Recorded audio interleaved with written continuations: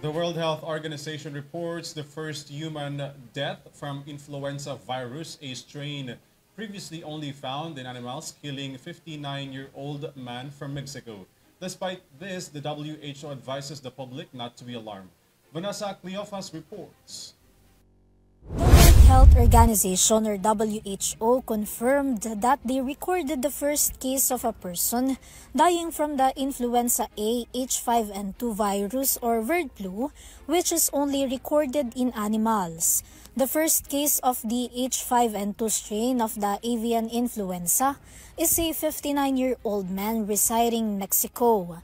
According to the WHO, the patient was suffering from various medical conditions and had been bedridden for 3 weeks before experiencing the symptoms of the said illness.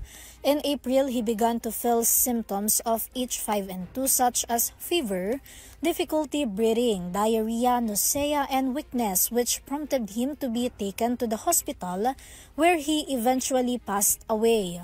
Following this, Laboratory of Molecular Biology of Emerging Diseases Center for Research in Infectious Diseases in Mexico conducted laboratory tests.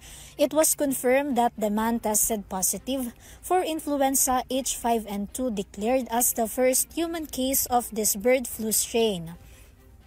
Currently, the WHO has not identified the source of the man's illnesses since he was not exposed to any poultry animals. According to WHO, the public should not be alarmed about this illness at this time. This is Vanessa Cleofas for EuroTV News.